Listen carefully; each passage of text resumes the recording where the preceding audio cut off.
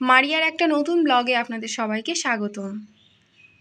আসলে আগেই বলে রাখি, তোমরা তো নিশ্চয়ই ইট চেনো, যেটা বিল্ডিং কনস্ট্রাকশন বা ঘরবাড়ি তৈরির কাজে ব্যবহার করা হয়। তো আজ ভিডিওটা সম্পূর্ণ তার উপর ভিত্তি করে বানানো হয়েছে। হ্যাঁ, এবার বলি ভিডিওটা কি।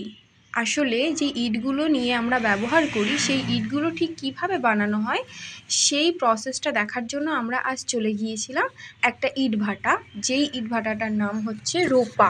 আর আমরা সেখানে গিয়েছিলাম একটা সোর্স থেকে। সোর্সটা হলো একটা মামা আছে, যার থ্রুতে আমরা এখানে গিয়েছিলাম। আসলে থ্রুতে গেছি বলার কারণও আছে, কারণ সচরাচর এখানে না অ্যালাউ করে না। ইভেন যখন ভাটাটা চালু থাকে, মানে প্রসেসটা চালু থাকে, তখন তো মোটেও অ্যালাউ করে না। তো আমাদেরকে অ্যালাউ করেছে, তার কারণ ওই যে বললাম একটা থ্রুতে গেছি, তো তার জন্য। তো এখন কিন্তু ভাটাটা অনই আছে। আর ইভেন আমরা যে জায়গাটার উপর দাঁড়িয়ে আছি, সেই জায়গাটাও পুরোটাই একটা আগুনের কাজ চলছে নিচে, আর আমরা উপরে সেখানে দাঁড়িয়ে আছি। এই যে মাটিটা দেখতে পাচ্ছ, এটা কিন্তু সম্পূর্ণ উপরের একটা লেয়ার বলতে পারো, কারণ এর ভিতরে টোটালটা আগুন দিয়ে ইট পোড়ানোর কাজ চলছে। তো আমাদেরকে বলে দেওয়া হচ্ছিল যাতে আমরা ওই দিকটাতে না যাই। এই একটা লেয়ার বরাবর আমাদের যাওয়ার পারমিশন দিয়েছিল। এই যে লেয়ারটা দেখতে পাচ্ছ, এই লেয়ারটা বরাবর। আর এটা হচ্ছে ওই ধোয়া ওঠার চিমনি টাইপসের, কারণ নিচে যেহেতু এত পরিমাণে আগুনের কাজ চলছে, তো ধোঁয়াটা বেরোনোর জন্য এই চিমনিটা করা হয়। আর এটা অনেক উঁচুতে করা হয়, তার কারণ যাতে না আশপাশে সেরকমভাবে কোনো এফেক্ট পড়ে। তবুও পড়ে, কিন্তু একটু কম। তো এই হচ্ছে প্রসেস। এবার তোমাদেরকে আমরা দেখাচ্ছি এই যে ইট দিয়ে সাজানো। তোমরা ভাবছো যে এটা কি এমনি নর্মাল? না ভাই, এর নিচে অনেক কাজ চলছে, আর এটা ধসে পড়ার চান্সও থাকে। ওনারা আমাদেরকে ইনস্ট্রাকশন দিচ্ছিল, তো আমরা একটু এগিয়ে যাচ্ছিলাম বলে বারণও করছিল যে আর এগিয়ে যেও না, কারণ এর সাইডটা তোমরা দেখলে বুঝতে পারবে না, কিন্তু কখনো যদি যাও তখন বুঝতে পারবে এতটা গরম, এতটা তাপ, যেটা স্বাভাবিক তাপমাত্রার থেকে অনেকটাই বেশি। আমরা গিয়েছিলাম শীতকাল টাইমে। এখন যেহেতু শীত, কিন্তু তবুও আমাদের প্রচণ্ড গরম লাগছিল। আর ওখানে আছে কাঁচা ইটগুলো সাজানো, মানে যেহেতু ইটগুলো তৈরি হয় মাটি দিয়ে, তো সেই মাটিগুলো দিয়ে একটা একটা শেপ করে সাজানো আছে।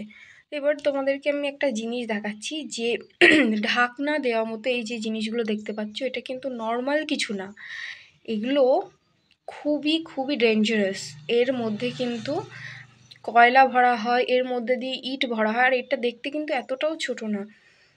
তো এই কথাবার্তা বলতে বলতে দেখতে দেখতে চলে এসেছি, আর ওখান দিয়ে কিন্তু ধোঁয়াও বেরোচ্ছিলো, তোমরা দেখতে পারবে এত পরিমাণে আগুনের চাপ ছিল।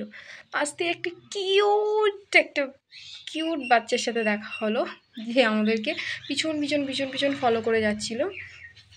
তো তারপর আমরা আস্তে আস্তে বেরিয়ে গেলাম বাকি জায়গাগুলো দেখার জন্য। আসলে ভাটাটা সত্যি অনেকটাই বড়, যেটা তোমরা হয়তো দেখলে অবাক হয়ে যাবে, কারণ এরিয়াটা সত্যি অল্প একটু এরিয়া না, প্রচুর বড় এরিয়া। যে এরিয়াটা মানে হেঁটে হেঁটে দেখাটা অনেকটা টাইমের ব্যাপার, কিন্তু যদিও আমাদের কাছে খুব একটা টাইম ছিল না, আমরা একটা অনুষ্ঠানের মধ্যে দিয়ে বেরিয়ে এসেছি এই জায়গাটা ঘুরে দেখার জন্যে। তো এই জায়গার যে এই মাটিগুলো দেখতে পাচ্ছ না, এটা কিন্তু সম্পূর্ণ মাটি দিয়ে তৈরি। একটা কাঠের কোণ থাকে, সেই কোণ দিয়ে এগুলোকে শেপ করা হয়, তারপরে রৌদ্রে শুকানোর পর আগুনে পোড়ানো হয়। এই যে দেখতে পাচ্ছ রূপা ভাটার এই ইটগুলো সত্যি অনেকটাই সুন্দর। তো এখানে অনেকেই কাজ করে। আজকে তোমরা কাউকে দেখতে পাচ্ছ না, তারও রিজন আছে, কারণ আজকে ভাটাটা ছুটি আছে, তার কারণে আজকে মানুষজন নেই। কিন্তু এখানে সব সময় কাজ চলতে থাকে, আর সব সময় মানুষের ভিড় থাকতে থাকে। তবে হ্যাঁ, নর্মাল মানুষ না, যারা এখানে কাজ করে আর কি, লেবার, তাদের ভিড়টাই এখানে থাকে বেশিরভাগ টাইমে। আমরা এই পরপর সারিবদ্ধভাবেই তোমাদেরকে দেখাচ্ছিলাম। এগুলো আর খুব ক্লিয়ারভাবে কি আর দেখাবো, এভাবেই চলছিল আমাদের জার্নি। তোমরা দেখো, এগুলো কিন্তু সব কাঁচা ইটগুলো রেডি করে সাজানো আছে, এগুলো পোড়ানো হবে আর তৈরি হয়ে যাবে আমাদের বাড়ি তৈরি করার জন্য একদম পারফেক্ট। এখানে হ্যাঁ, তোমরা দেখো কিছু, কিছু মানুষ এখানে আছে। ছুটি মানে একেবারে সবাই যে বাড়ি চলে গেছে তা না। আমরা কিছু দূর যাওয়ার পর দেখি যে না, সবাই বাড়ি চলে যায়নি। কিছু, কিছু মানুষ এখানে আছে। আমি একটু তাড়াতাড়ি করে দিলাম এগুলো। কারণ ওই একই জিনিস দেখাচ্ছিল। তারপর দেখায় এদেরকে। এরা না একটু মেজাজে কড়া মতো লাগলো আমার। যেটা সচরাচর আমি এক্সপেক্ট করিনি। এরা একটু আসলে কি পড়াশুনোর দিক থেকে এরা মানে অনেক পিছিয়ে আছে। এরা কন্ট্রাকচুয়াল কাজ করে। এরা কন্ট্রাক্টের বেসিসে একটা একটা ভাটায় যায়, সেখানে থাকা খাওয়া করে পুরো ভাটার দায়িত্বে। তারপর সেখান থেকে ভাটার কাজটা কমপ্লিট করে এরা কন্ট্রাক্ট শেষ করে তারপর অন্য একটা জায়গায় যায়। তো আমি একটুখানি পোজ দিচ্ছিলাম সামনের পজিশনে গিয়ে যে আমাকে কেমন লাগছে কি বৃত্তান্ত। তারপর আমি আর আমার বোন দুজন মিলে একটু দৌড় দিচ্ছিলাম। আসলে জায়গাটা সত্যি এত সুন্দর, আমাদের খুব পছন্দ হয়েছে। আমরা ঘুরতে ঘুরতে ঘুরতে ঘুরতে চলে যাচ্ছিলাম সামনের দিকে, কারণ সামনেও কিছু বসতি আছে।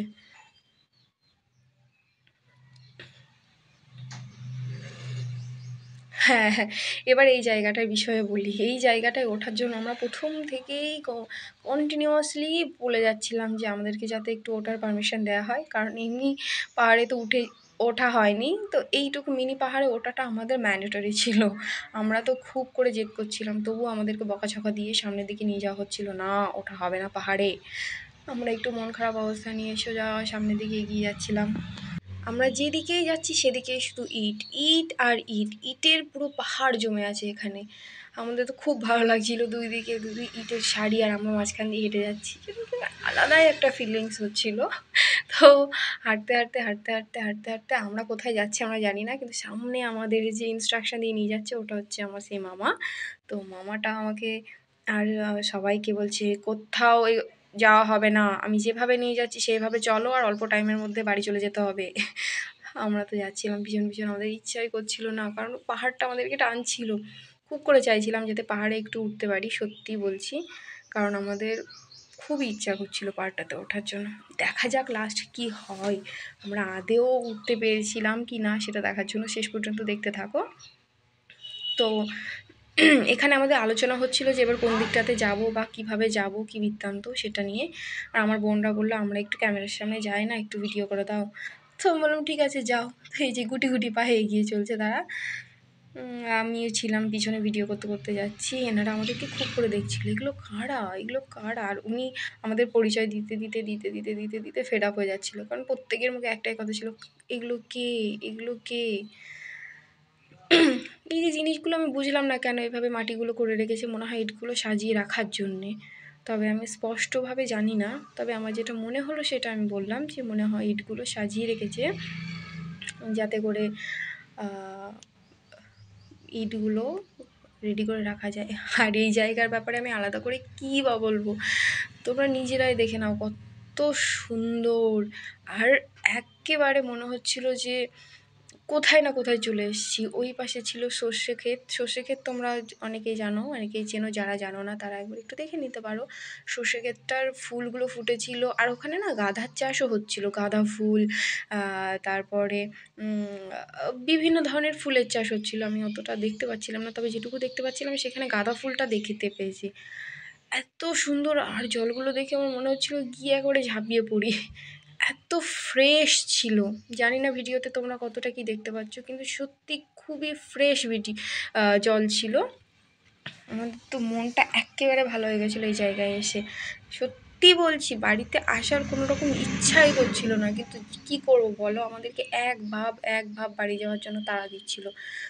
তো আমরা চলে আসছি, কিন্তু আমরা কিন্তু পুরো ভাটাটা শেষ করতে পারিনি দেখে। কোনোভাবেই আমরা ভাটাটা শেষ করতে পারিনি দেখে। তবে দূর থেকে জিনিসগুলো যা লাগছিল কি বলবো, অসাধারণ। এবার তোমাদেরকে একটা জিনিস বলি, তোমরা যে ফ্রেশ মাটিটা দেখছো, তোমরা ভাবছো যে ফ্রেশ মাটিটা কি করে আসছে, মাটি তো অনেক এত ফ্রেশ আসবে না। হ্যাঁ ভাই, এত ফ্রেশ মাটি আসে না। এই যে প্রসেস করছে দেখো, মাটিটা অন্য জায়গা থেকে তুলে নিয়ে আসছে, অন্য জায়গা বলতে নদীর ধার থেকে মাটিটা তুলে নিয়ে আসছে।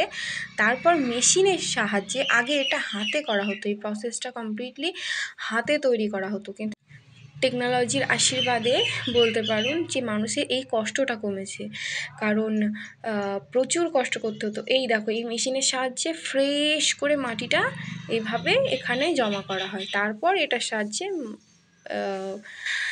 ইট বানানো হয়। এই যে টোটাল এরিয়া দেখতে পাচ্ছ, এটা থেকে জল যখন কমপ্লিটলি কমে যাবে তারপর এখানে এই মাটিগুলো তুলে নিয়ে আসা হবে।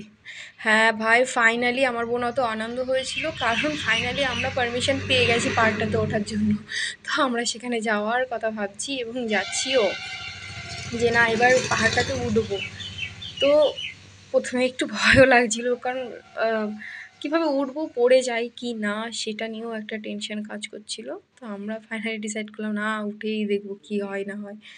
আর আমাদের পায়ে না হিল ছিল, সেই জন্য বেশি টেনশন যে কোথায় হিল থেকে পড়ে গেলে মানুষের সামনে একটা এম্বারেস সিচুয়েশানের মধ্যে পড়ে যাব। আমার বোনটা ওঠার চেষ্টা করছে, সবাই আমরা এভাবেই উঠছিলাম, ওকে দেখা যাচ্ছে আর আমাদেরকে দেখা যাচ্ছে না। তো এভাবে ভয়ও করছিল একটু, টুকটাক ভয়ের মধ্যে দিয়ে আমরা এগিয়ে যাচ্ছিলাম। ফাইনালি আমরা সেই পাহাড়টাতে উঠতে পেরেছি। আর তোমরা দেখতে পারবে, ভিউটা তোমাদেরকে দেখাচ্ছি যে কত কত বড় এরিয়া। ওইগুলো কিন্তু সবই ভাটার এরিয়া। তোমরা ভাবছো ওইগুলো আলাদা, আলাদা মোটেও না, সবগুলোই ভাটার এরিয়া। এই ভাটাটা এতটা এরিয়া জুড়ে আছে, এত বড় আর বিশাল, আমরা তো হেঁটে শেষ করতে পারিনি, কারণ আমাদের সময় অল্প ছিল। ওই দেখো একটা পুচকে নিচ থেকে ভিডিও করছে আমাদেরকে। তো এত বিশাল ভাটা।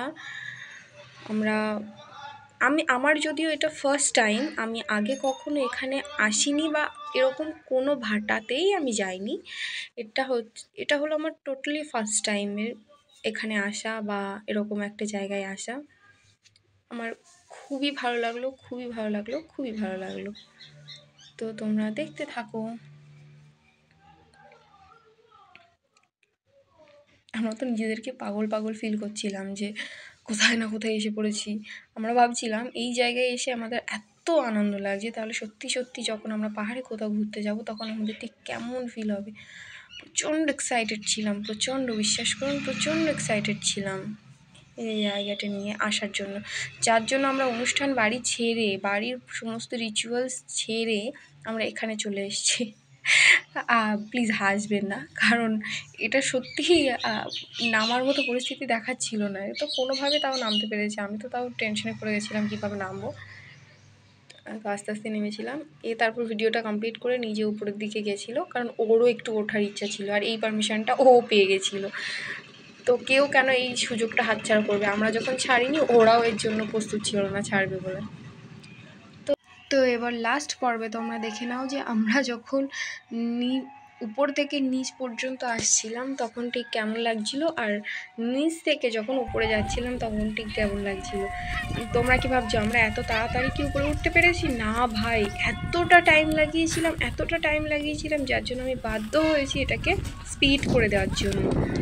না, খুবই ভয় পাচ্ছিলাম বলে এই টাইমটা লেগেছিল।